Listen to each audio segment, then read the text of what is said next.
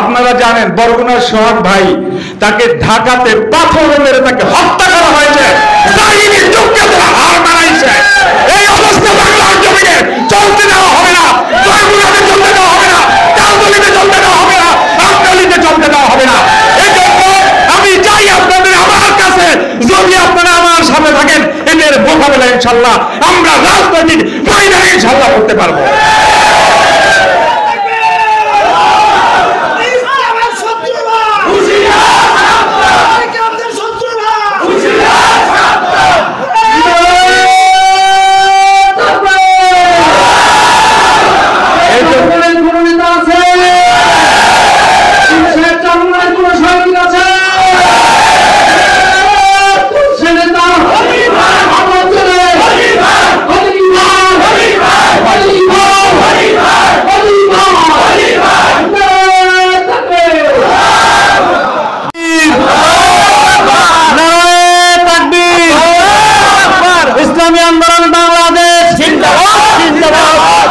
হুজুরের পক্ষ থেকে, তালতলিবাসীর পক্ষ থেকে নারায়ে তাকবীর।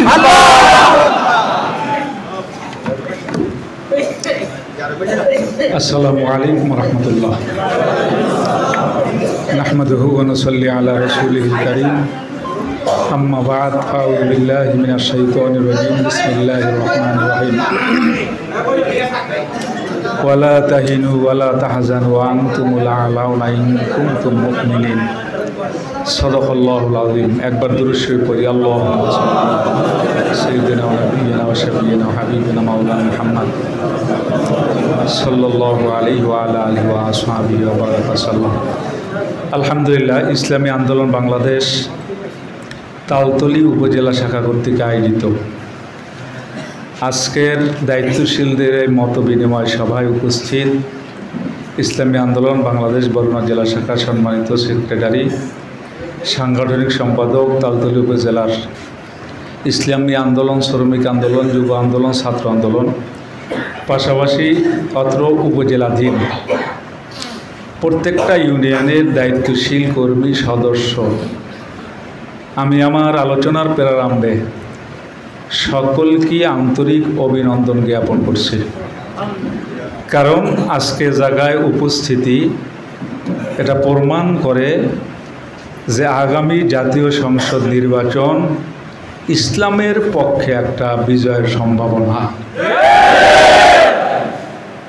ইসলামী আন্দোলন বাংলাদেশ কি এবং কেন এটা আমাদের সকলেরই জানা, সে বক্তব্য দেওয়ার সময়ও নেই, দরকারও মনে করি না। আমরা যে রাজনীতি করি, যে দল করি, এটার নাম হল ইসলামী আন্দোলন বাংলাদেশ।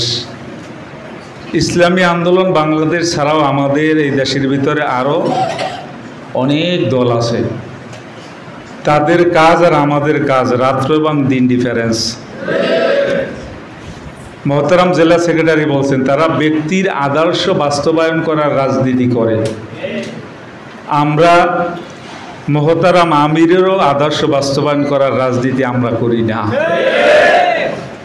এই এতটুকু যে কথা বললাম, অন্য যারা রাজনৈতিক দল করে তারা কি এভাবে বলতে পারবে? যারা বিএনপি করে, বিএনপির বন্ধুরা যদি কোনো মঞ্চে বক্তব্যে বলে যে আমি জিয়াউর রহমানের আদর্শ বাস্তবায়ন করার রাজনীতি করি না, সাথে সাথে বহিষ্কার হয়ে যাবে। আমাদের একজন সদস্য সে যদি বলে মহতারাম আমিরের আদর্শ বাস্তবায়ন করার আমরা রাজনীতি করি না, এটা বলতে পারি কি পারে না? এইটাই বাস্তবতা। কারণ আমরা হইলাম আল্লাহ পাকের গোলাম বা দাস। নামাজ যেভাবে আমরা ইবাদত হিসাবে আদায় করি, রোজা যেভাবে আমরা ইবাদত হিসাবে আদায় করি, ইসলামী আন্দোলন আমরা সেভাবে ইবাদত হিসাবেই আমরা করি। তো আমাদের বরগুনা, আমতলী এবং তালতলী একটা সম্ভাবনাময় জায়গা। যদি আমরা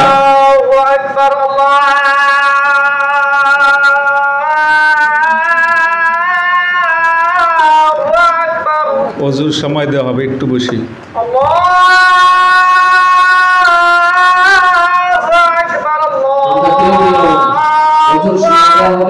বক্তব্য দিবেন, এর মধ্যে কেউ বের হবে।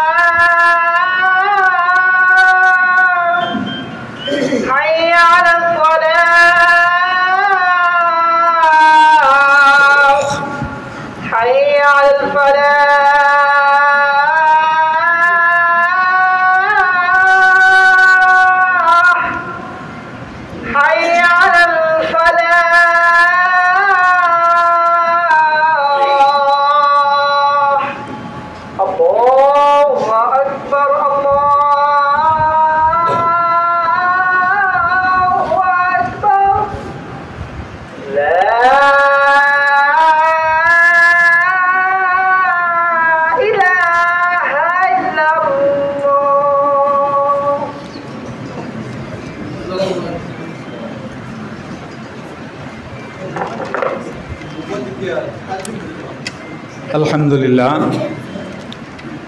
তো লম্বা চূড়া আলোচনা নয়, আমি একটা মতামত আপনাদের কাছ থেকে নিতে চাই।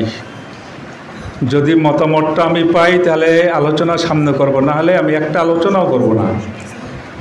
মোহতারাম আমিরুল মুজাহিদিন তার বিভিন্ন সময়ের বক্তব্য তালতলের ভিতরেও তিনি বলেছিলেন যে আমার বিশ্বাস ইসলামের বিজয় শুরু হলে এই বঙ্গোপসাগরের কিনারা থেকেই শুরু হবে। তো মোহতারাম আমিরের ডিসিশন, যেহেতু নির্বাচন করতে হলে একজন প্রার্থীর দরকার, মূলত আমি মনে করি প্রার্থী আমি না, প্রার্থী আপনারা সকলেই। তা মোহতারাম আমির যেহেতু আমাকে নমিনেশন দিয়েছেন, নমিনেশন পাওয়ার পরে আপনাদের তালতলিতে সর্বপ্রথম আমার আগমন, এজন্য আপনাদের মতামতের ভিত্তিতেই আমি সামনে অগ্রসর হতে চাই। এজন্য এক নম্বরের মতামত আপনাদের কাছে নিবার চাই, মোহতারাম আমিরুল মুজাহিদিন যেই নমিনেশনটা আমাকে দিয়েছেন সেটা কি আমি রাখবো না হুজুরকে বললে ফেরত দিয়ে আসবো? যদি আপনারা একমত থাকেন তাহলে আমার আপনাদের কাছে দাবি, এ দাবিটা আমিই করতে পারি। বলতে পারেন কেন? কারণ আমি মনে করি তালতলি, আমতলি, বরগুনার এমন কোনো মহল্লা নেই যে মহল্লার ভিতরে আমি যাইনি, এমন কোনো মানুষ নাই যে মানুষ আমাকে চিনে না, হয়তোবা আমি চিনি না। এজন্য আমি আপনাদের কাছে বেশি হকদার, দাবিটাও বেশি করতে পারি। এজন্য সামনে নির্বাচনে আমি চাই তালতলিবাসীকে আমার ডাইনে, তালতলিবাসীকে চাই আমি বামে, তালতলিবাসীকে আমি চাই সামনে, তালতলিবাসীদেরকে আমি চাই আমার পিছনে।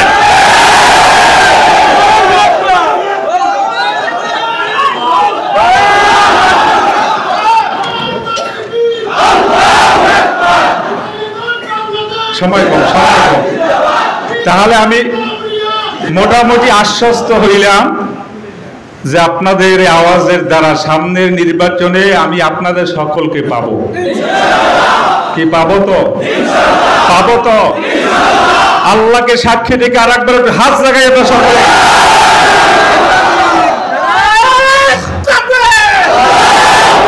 আলহামদুলিল্লাহ।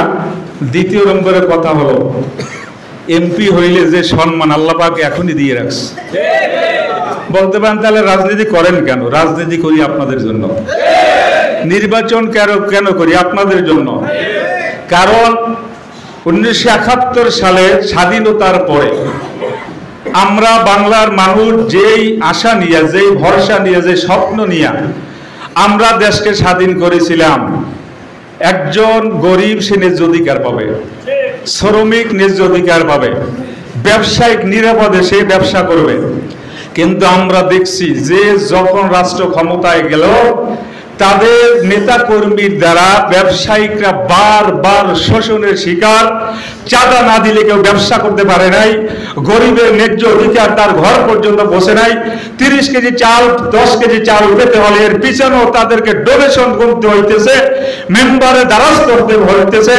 টাকা না দিলে নাম লিস্টিভুক্ত করা হয় নাই। এরপরে আবার আমরা 24-এ আলাদা স্বাধীনতা পেলাম। আমরা যেই অপরাধী, অপরাধ করার কারণে আমরা গণ অভ্যুত্থান করলাম, আমরা আবার যে স্বাধীনতা চেয়েছিলাম সেই স্বাধীনতা থেকে বঞ্চিত। আবার আরেক নব্য যারা এখন পর্যন্ত ক্ষমতায় যায়নি, তারা মনে করছে এ দেশটা তাদের।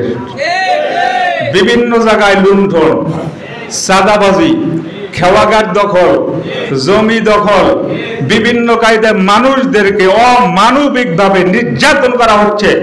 আপনারা জানেন বরগুনার সোহাগ ভাই, তাকে ঢাকাতে পাথর মেরে তাকে হত্যা করা হয়েছে। হার মানাইছে। এই অবস্থা বাংলার জমিনে চলতে দেওয়া হবে না, বরগুনাতে চলতে দেওয়া হবে না, তালতলিতে চলতে দেওয়া হবে না, আমতলিতে চলতে দেওয়া হবে না। এই জন্য আমি চাই আপনাদের আমার কাছে, যদি আপনারা আমার সাথে থাকেন, এদের মোকাবেলা ইনশাল্লাহ আমরা রাজনৈতিক ফাইনাল ইনশাল্লাহ করতে পারবো।